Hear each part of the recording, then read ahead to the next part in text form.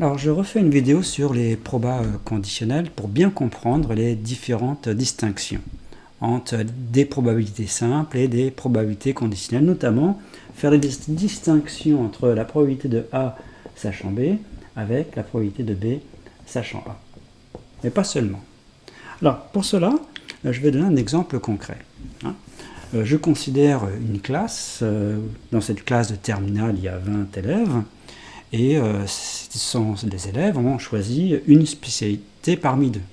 Donc A, ça correspond à la première spécialité, A bar, c'est l'autre.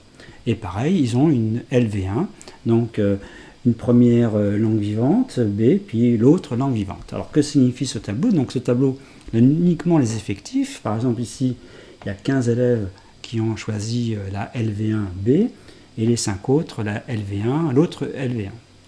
Là, il y a 10 élèves qui ont choisi la première spécialité et 10 qui ont choisi l'autre spécialité. Bien. Alors, pour faire intervenir des probabilités, il faut qu'il y ait une expérience aléatoire. Alors, encore une fois, quand vous avez un tableau comme ça, en fait, où il y a des données, en fait, c'est un travail sur des statistiques. Ici, on a des statistiques. Eh bien, pour obtenir un exercice de probabilité, l'expérience aléatoire consiste tout simplement à choisir au hasard, ici, un élève parmi les 20. Donc imaginez qu'on mette des petits papiers, sur chaque petit papier, on met un nom de l'élève, puis après, donc, il y en a 20 petits papiers, puis on tire un petit papier dans le chapeau, les 20 petits papiers étant dans le chapeau. Bon. Et on suppose que la loi de probabilité, donc l'univers évidemment c'est l'ensemble de ces 20 petits papiers, et que la loi de probabilité sur cet univers c'est la loi uniforme, équiprobabilité. Alors dans ce cas-là, on va calculer toutes les probabilités pour bien comprendre la distinction. Alors la probabilité de A, ici, eh bien on regarde, il y a 10 papiers d'élèves ayant choisi la première spécialité sur 20. Donc la probabilité de A, simplement 10 sur 20. 10 sur 20, c'est ce qu'on appelle le nombre de cas favorables divisé le nombre de cas possibles. Puisqu'il y a 10 élèves qui ont pris la spécialité A. Donc 10 sur 20, ça veut dire 1,5. Si on prend P de B, donc B cette fois-ci, il y en a 15 qui ont pris la LV1B, donc 15 sur 20. 15 sur 20. On peut simplifier si on veut. On pourrait mettre tout sur 20, on va laisser sur 20. Comme ça, on fera des comparaisons. Bon, on peut faire évidemment des intersections. P de A inter B. Alors, A inter B, ça veut dire,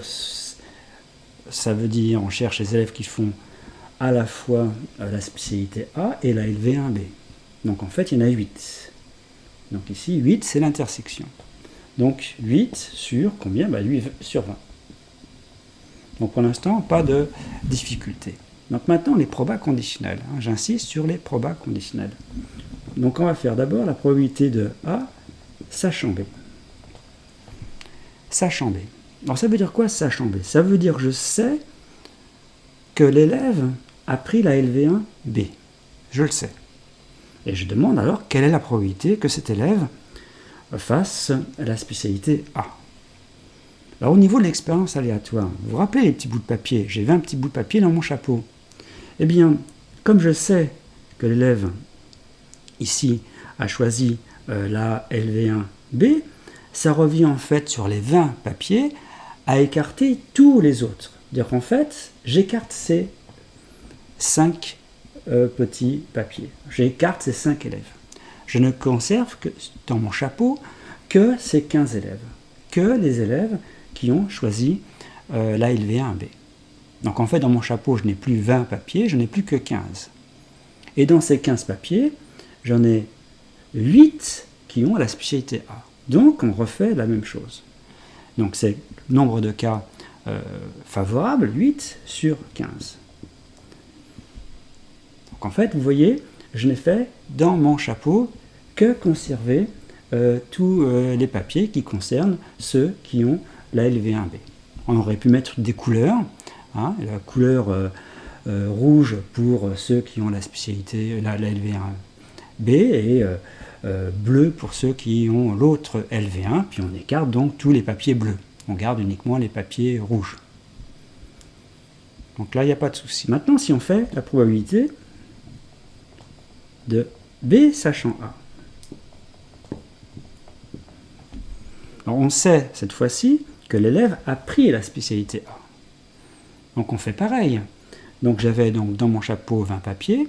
Comme on sait que cet élève prend la spécialité, a choisi la spécialité A, c'est comme si on écartait ces 10 papiers du chapeau. Donc en fait, on ne conserve que ces 10 élèves-là.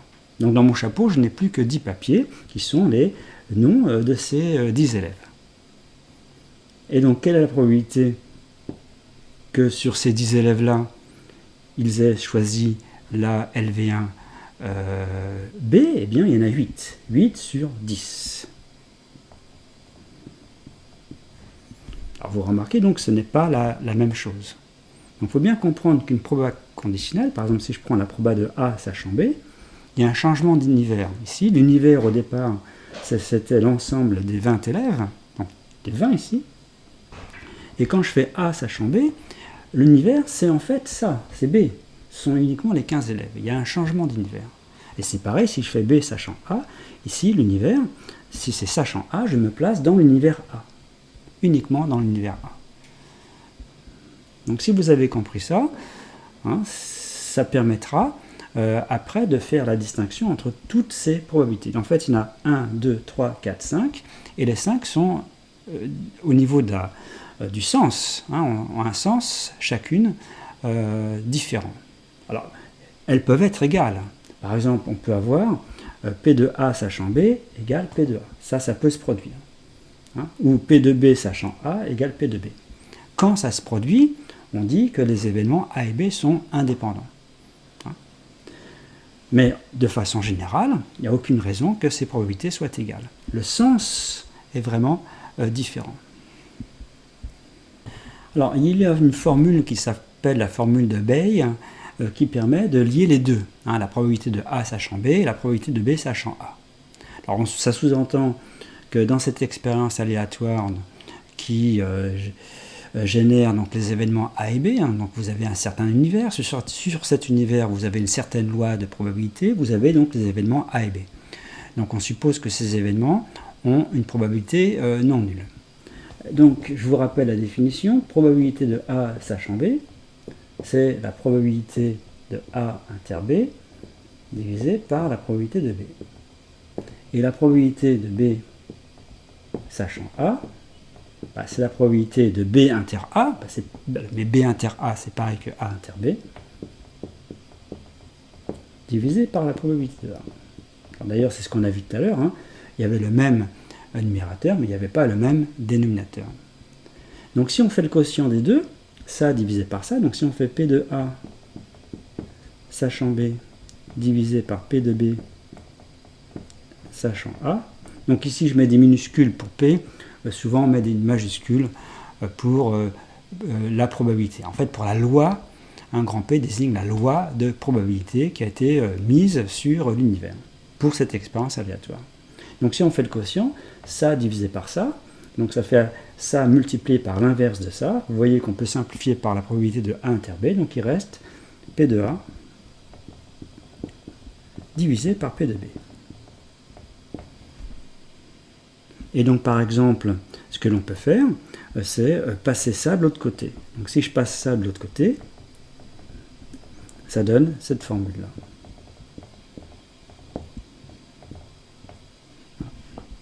P de A sachant B, c'est P de A divisé par P de B fois P de B sachant A.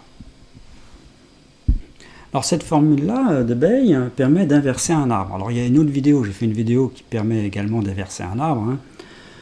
Donc vous pouvez la regarder si vous voulez, c'est aussi simple. Hein. Alors imaginez qu'on ait ça au départ, hein. On connaisse la probabilité de A de A bar, et ici je vous rappelle, dans un arbre on met la probabilité ici de B sachant A. Donc B sachant A c'est 0,5 et B bar sachant A c'est 0,5. Ici, B sachant A bar, c'est 0,4, et B bar sachant A bar, c'est 0,6. On veut inverser. Donc ici, on va mettre la probabilité de B. Alors, pour avoir la probabilité de B, il faut utiliser cet arbre-là et utiliser la formule des probabilités totales. Donc B, c'est ici, est ici. Donc on fait ça fois ça, plus ça fois ça. Donc 0, ça c'est la formule des probas totales. C'est la probabilité de A inter B, plus la probabilité de A bar inter B. Donc 0,2 fois 0,5, ça fait 0,01, plus 0,8 fois 0,4, donc plus 0,32. Donc la probabilité de B, c'est 0,42 ici. Et donc, ici, c'est 0,58. Bon. Donc déjà, il faut trouver la probabilité de B. C'est ce que je viens de faire ici. Maintenant, qu'est-ce que je vais mettre ici? La probabilité de A sachant B. Vous voyez, c'est cette formule-là. Donc si j'applique la formule, P de A, donc ici je fais celle-là, P de A sachant B, c'est P de A divisé par P de B fois celle-là. Alors P de A, on connaît, c'est 0,2. Divisé par P de B, on vient de calculer. P de B, c'est 0,42. Fois P de B sachant A, P de B sachant A, c'est 0,5. Donc ça donne 0,1 divisé par 0,42. Donc ça fait ici, si on fait le calcul, ça fait 10 sur 42. Bon. On pourrait évidemment simplifier. Je laisse 10 sur 42. Alors ici, qu'obtient-on pour A bar sachant B? Donc on fait la loi des nœuds. S'il y a 10 sur 42 ici, et bien ici, il y a 32 sur 42. Et la somme ici doit valoir 1. Maintenant, il nous reste celle-ci, c'est-à-dire il reste A sachant B bar. A sachant B bar. Alors pour avoir A sachant B bar, j'ai utilisé la formule d'abeille, mais j'ai simplement remplacé B par B bar. B par B bar. Donc cette formule-là, c'est pour avoir A sachant B bar. A sachant B bar. Donc c'est P de A. P de A, on sait que c'est 0,2. Divisé par P, la probabilité de B bar. B bar, c'est ici, c'est 0,58. C'est 1 moins la probabilité de B. Fois la probabilité de B bar sachant A. Alors B bar sachant A, c'est 0,5. C'est ici, 0,5. Donc ça fait ici 0,1 sur 0,58. Donc 10 sur 58. 10 sur 58. Ici, avec la loi des nœuds, on obtient 48 sur 58. Bien. Alors, on peut vérifier. Alors, pour vérifier, eh bien, il suffirait de faire ici A inter B. Si on fait A inter B, on fait 0,2 fois 0,5, ça fait 0,1. Ici, pour avoir B inter A, donc B inter A, c'est pareil qu'A inter B, il faut faire 0,42 fois ça. Alors, vous voyez bien que si on fait 0,42 fois 10 sur 42, ça me donne bien encore 0,1. Donc, la probabilité de A inter B, c'est 0,1. Maintenant, on peut faire la probabilité ici de A bar et inter B. Alors, A bar inter B, vous voyez ici, c'est 0,32. 0,32.